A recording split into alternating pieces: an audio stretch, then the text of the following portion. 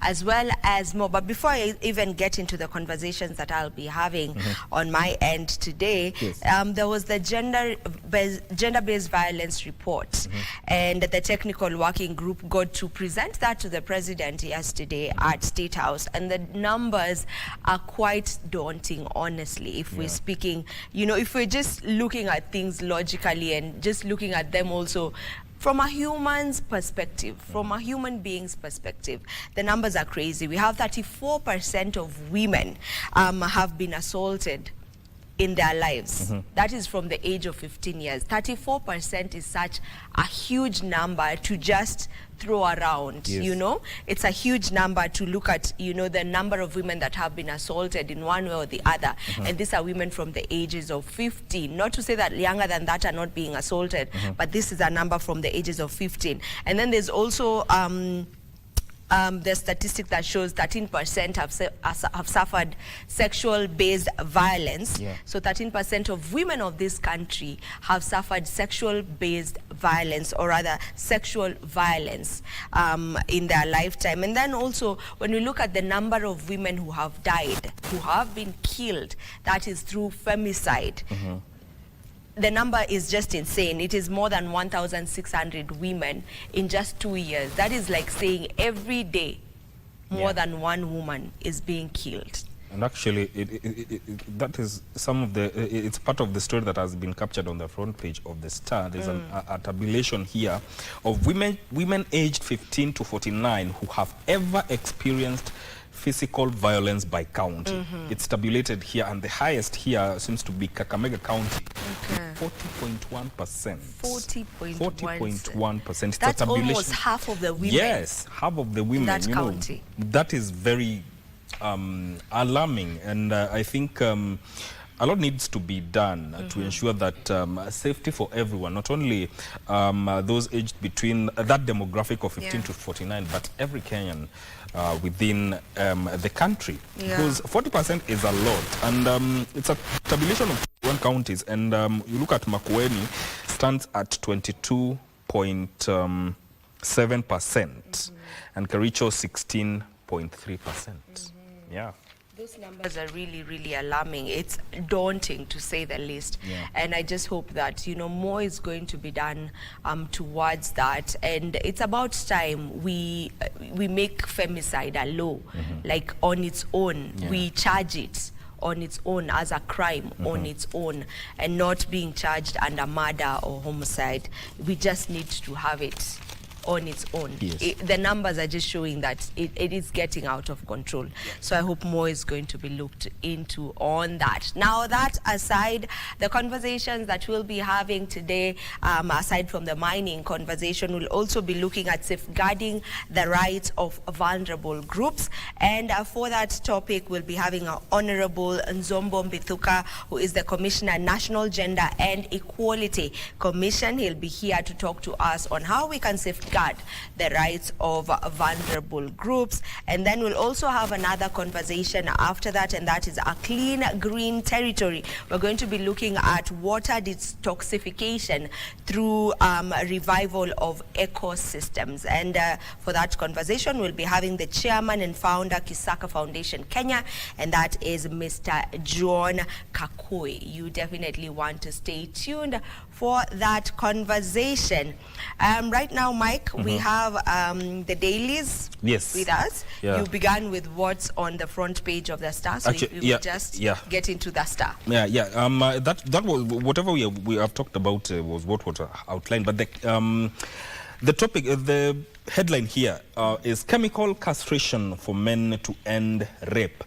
That is a story that is told on page 4 and 5 of the Star newspaper. Game changer, strategy to take the wind out of their sails. Read that story on page 4 and 5 of the Star newspaper. From Malaysia to Thailand, unanswered questions in case of missing Kenyan. That story is told on page 3. Wetangula blasts MP over rent seeking amid plans to punish anti-government MP. That is a story that is told in detail on page 6 of the Star newspaper. Disband police, citizens deserve a service that protects, not oppresses.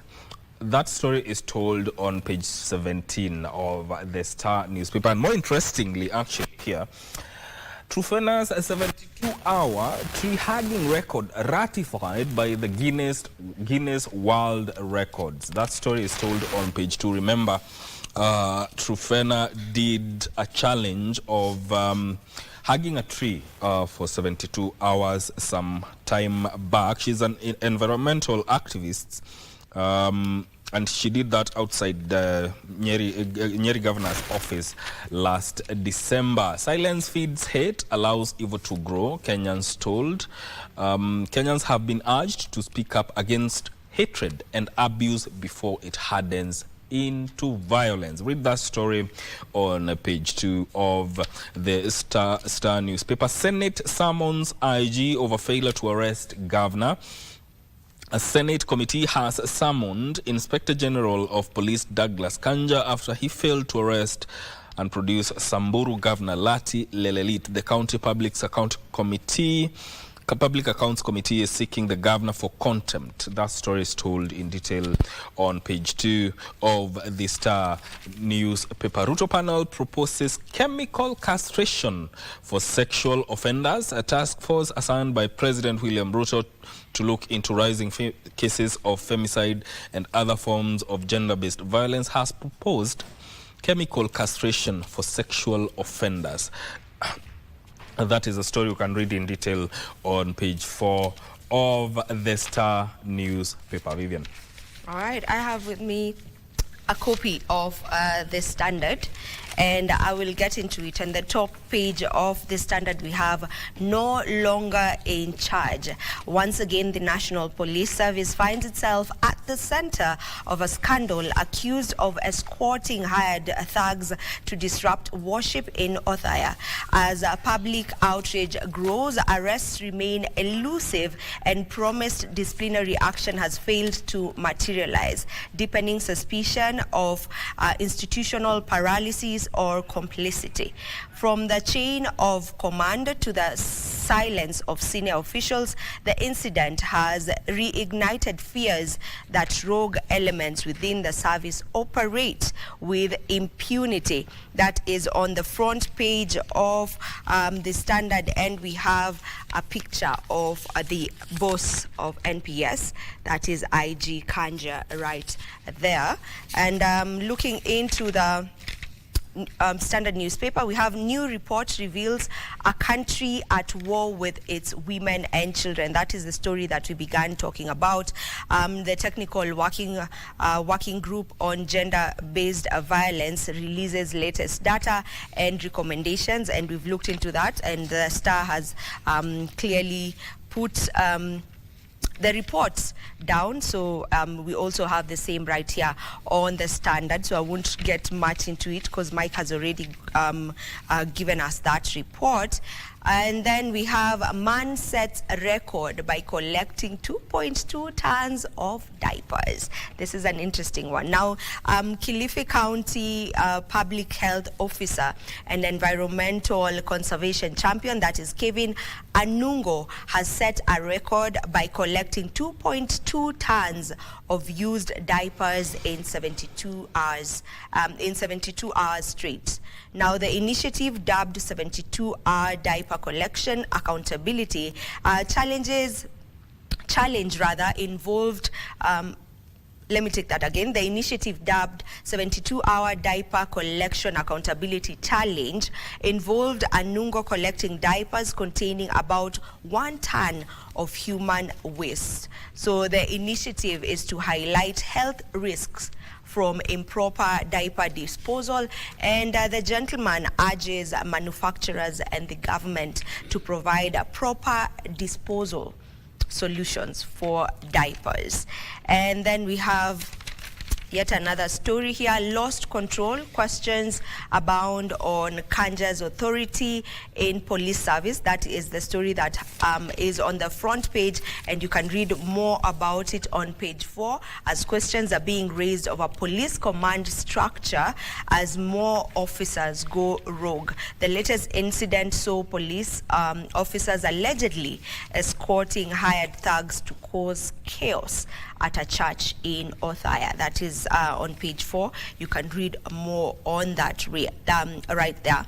And then we have a story on Wetangula warns 56% of MPs may lose the next election. Over 50% of the current members of parliament may fail to secure re-election. National Assembly Speaker Moses Wetangula has predicted that. Addressing lawmakers during the opening of a 3-day workshop in Naivasha yesterday, Wetangula, who did not give reasons for his forecast, urged them to invest in the parliamentary pension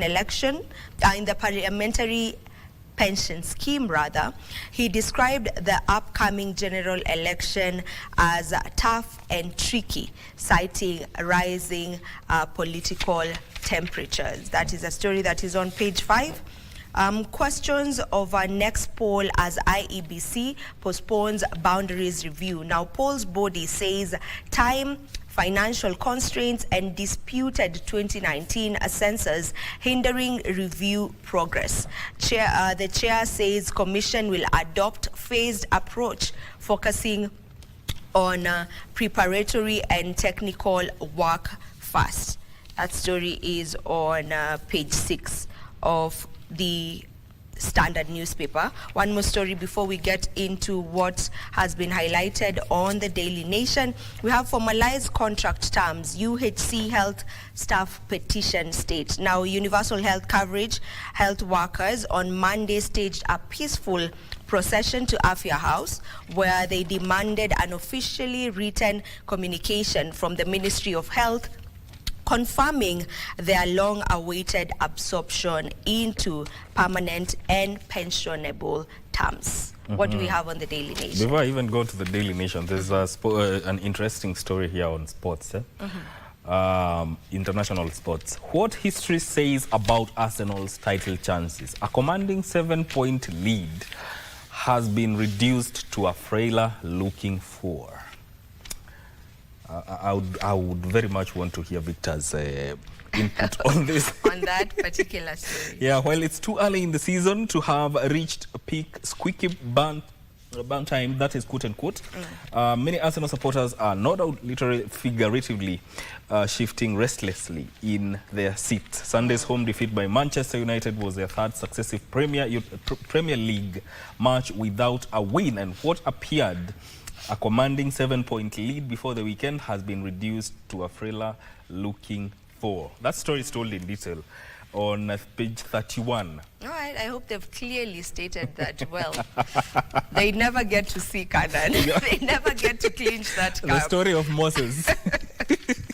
They stay on top of the table just long enough before someone else comes on top and picks that trophy. They hold that seat. That must be... My Arsenal friends must be so bad at me right now. Yeah. Let's look at what is being reported on the front page of the Daily Nation. 11 billion shillings looted from SHA. 75 billion amount paid to the Social Health Insurance Fund in the past 14 months. That is the amount that has been paid in the last 14 months. The Social Health Authority lost 11 billion to fraud between October 2024 and April 2025, with private hospitals submitting the bulk of fake claims. A Ministry of Health audit has revealed. That story is told on page 4 of the Daily Nation. I'll be getting to that in just a short while. There's an unfortunate story on the front page of the Daily Nation. Murdered tutor had survived another Al-Shabaab attack. 2 years ago, Stephen Musili, a teacher at Hulugo Primary School in Garissa County, escaped by the skin of his teeth by a raid by suspected Al-Shabaab terrorists. The attackers also left a chilling warning they would return on Sunday after the father of two was the father of two was shot dead by attackers at his rented house in Hulugo. That story is told on page 3 of the Daily Nation. Why there won't be new electoral units for 2027 polls.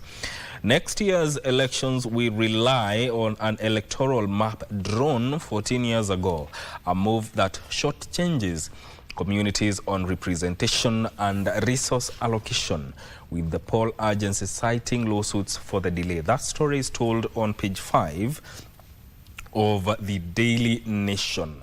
Femicide crisis, how farming cycles, school terms and public transport fuel vice. That story is told on page 12 of the Daily Nation. Going back to the story that is making a major headline right here on the front page of the Daily Nation, as told on page 4, regarding how 11 billion shillings was stolen from SHA in 6 months.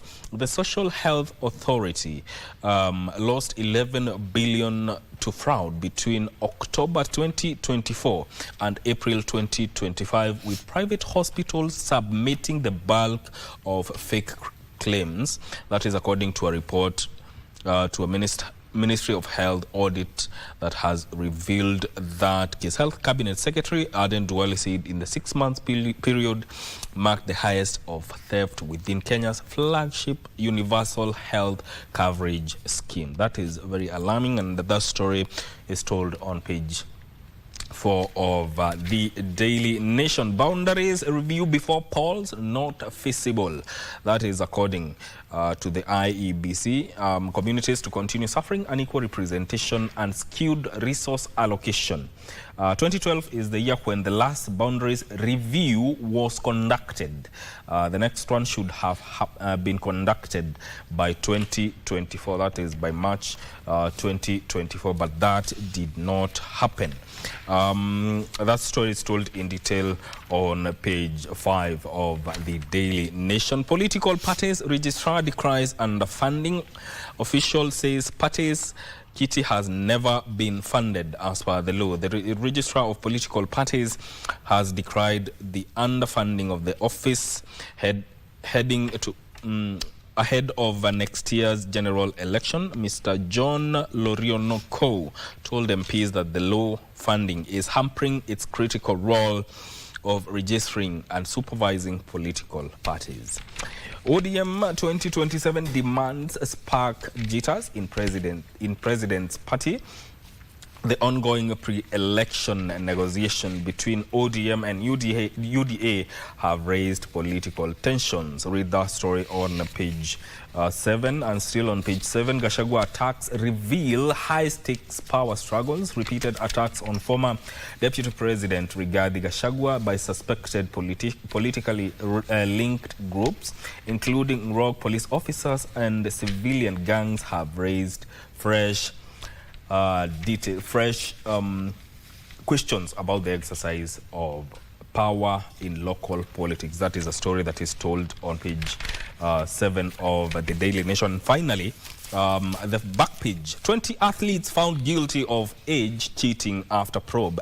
Athletics Kenya says more may be suspended as they wait action from sports global governing body. Read that story on the back page of the Daily Nation. Kenya calls for off trials for World Indoor Games after being allocated only 6 slots. That is a story you can read on the back page of the Daily Nation. That is what is captured on the front and back pages of our local dailies. Be sure to tune in to learn more about what is happening right here on KBC Channel 1, because we are here to make sure that you're well informed. Now we're going to take a very short break before we come back to our first conversation that touches on the mining sector within the country. Stay with us.